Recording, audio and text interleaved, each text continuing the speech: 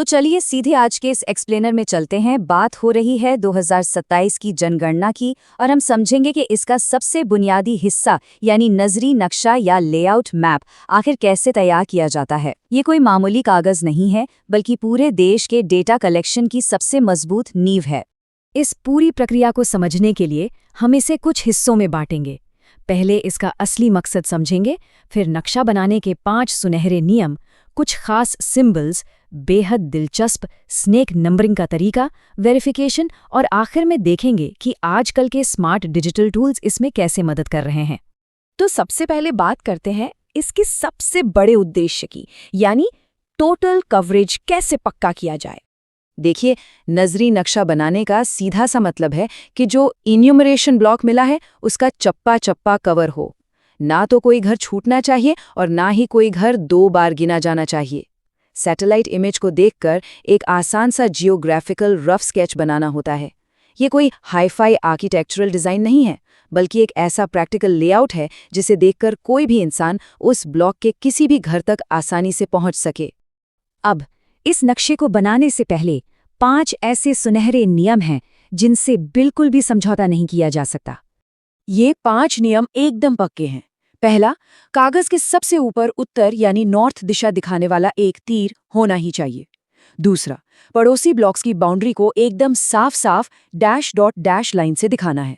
तीसरा नियम, काम हमेशा नॉर्थ वेस्ट यानी उत्तर पश्चिम दिशा से ही शुरू होगा। चौथा, घरों को बनाने से पहले सड़कें और पक्के लैंडमार्क्स ड्रॉ करने होंगे।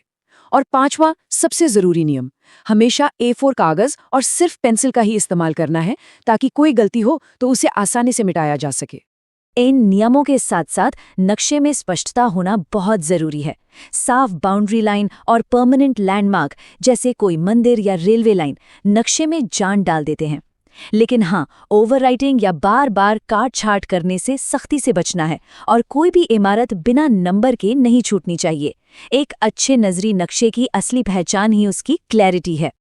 चलिए अब तीसरे हिस्से पर आते हैं, दृश्य शब्दावली, यानी वो स्टैंडर्ड सिंबल्स जो इस नक्शे की भाषा हैं।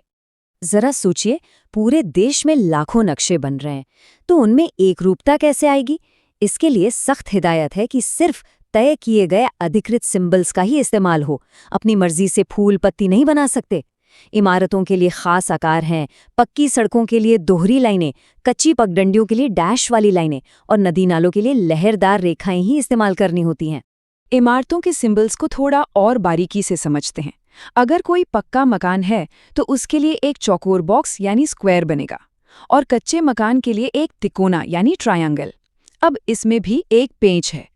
अगर ये बॉक्स अंदर से खाली है तो इसका मतलब है कि वहां लोग रहते हैं, यानी वो एक रेजिडेंशियल बिल्डिंग है। लेकिन अगर उसे अंदर से लाइनें खींचकर शेड कर दिया गया है तो समझ जाइए कि वो गैर आवासीय है, जैसे कि कोई दुकान या गोदाम। इलाके के जरूरी लैंडमार्क्स को भी चौकोर बॉक्स के अंदर अंग्रेजी के लेटर्स लिखकर कोड किया जाता है। जैसे स्कूल के लिए बॉक्स के अंदर S, पंचायत के लिए P, पोस्ट ऑफिस के लिए PO और अस्पताल या डिस्पेंसरी के लिए D।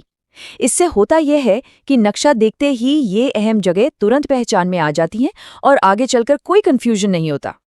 अब आता है इस पूरी प्रक्रिया का सबसे दिलचस्प हिस्सा, भवनों को नंबर देने का सर्पाकार तरीका, जिसे स्नेक नंबरिंग भी कहते हैं। एक बार जब सड़कें और लैंडमार्क बन गए तो भवनों को नंबर देने की शुरुआत होती है। और ये कोई रैंडम काम नहीं है, एक लॉजिकल सीक्वेंस फॉलो करना होता है। शुरुआत होती है नॉर्थ वेस्ट यानी उत्तर पश्चिम कोने से और फिर बिना पेन उठाए एक सांप की तरह पूरे ब्लॉक में लगातार घूमते हुए आगे बढ़ना होता है, जिसका अंत साउथ ईस्ट यानी दक्षिण पूर्व कोने पर जाकर होता है। हर स्ट्रक्चर को एक सीक्वेंस में नंबर देना जरूरी है। अगर एक ही मुख्य बिल्डिंग के अंदर कई अलग अलग हिस्से या जनगणना मकान हैं तो उन्हें मुख्य नंबर के साथ ब्रैकेट में लिखा जाता है। जैसे मान लीजिए बिल्डिंग नंबर 20 है और उसमें दूसरा मकान है तो उसे लिखेंगे 20 और ब्रैकेट में 2। ध्यान रखने वाली बात यह है कि खाली पड़ी इमारतों को भी नंबर देना होता है और सबसे जरूरी दिशा बताने वाले तीरों का इस्तेमाल करना होता है ताकि पता चले कि नंबरिंग किस तरफ आगे बढ़ रही है। चलिए, नक्शा बन गया, नंबरिंग हो गई। अब बारी आती है 5वें कदम की, सत्यापन और इसे जमा करने की प्रक्रिया। आखिरी नजरी नक्शा तैयार होने के बाद इसकी हूबहू 2 समान प्रतियां यानी 2 कॉपीज बनाई जानी चाहिए और चार्ज अफसर को सौंपने से पहले इन दोनों कॉपीज पर प्रगणक और उनके सुपरवाइजर दोनों के हस्ताक्षर होना बिल्कुल अनिवार्य है। यही वो कदम है जो इस बात पर मुहर लगाता है कि जो डेटा इकट्ठा किया गया है वो एकदम सटीक और प्रमाणित है। अब आते हैं आखिरी हिस्से पर कि कैसे आज के समय में डिजिटल टूल्स इस पूरी मेहनत वाले काम को थोड़ा स्मार्ट बना रहे हैं। वैसे तो ये नक्शा हाथ से ही बनता है, लेकिन आजकल कुछ बेहद कमाल की डिजिटल ट्रिक्स भी काम आ रही हैं। एक तरीका तो ये है कि गूगल अर्थ पर जाकर अपने इलाके का सैटेलाइट व्यू कैप्चर कर लें। फिर उस स्क्रीनशॉट को एक खास प्रॉम्प्ट के साथ चैट जीपीटी को दें। इससे एक बेसिक रफ स्केच मिल जाता है। ये एआई आउटपुट करीब 80% तक सटीक होता है, जिसे बाद में असली ग्राउंड रियलिटी के हिसाब से मैन्युअली A4 शीट पर उतार लिया जाता है। है ना कमाल का आइडिया? एक और दिलचस्प टूल है HLB मैप मेकर ऐप। ये ओपन सोर्स प्लेटफॉर्म से सड़कों का डेटा खुद ही उठा लेता है, जीपीएस से एकदम सटीक बाउंड्री बनाने देता है और सबसे बड़ी बात, जो स्नेक नंबरिंग अभी हमने समझी, उसे ये खुद ब खुद जनरेट कर देता है। हालांकि ये बताना जरूरी है कि ये सरकार का कोई आधिकारिक ऐप नहीं है, बल्कि एक स्वतंत्र टूल है जो सिर्फ प्रगणकों की सुविधा के लिए बनाया गया है। तो इस पूरी प्रक्रिया को गहराई से देखने के बाद जरा सोचिए, किसी स्थानीय इलाके के नक्शे पर पेंसिल से खींची गई ये कुछ लाइनें और सिंबल्स कितने ताकतवर हैं। ये सिर्फ एक रफ ड्राइंग नहीं है, ये पूरे देश के अगले 10 सालों के डेटा, पॉलिसियों और भविष्य की सबसे मजबूत बुनियाद है। क्या ये वाकई हैरान करने वाली बात नहीं है कि इतनी विशाल और जटिल व्यवस्था की शुरुआत एक इतने साधारण से हाथ से बने नजरी नक्शे से होती है?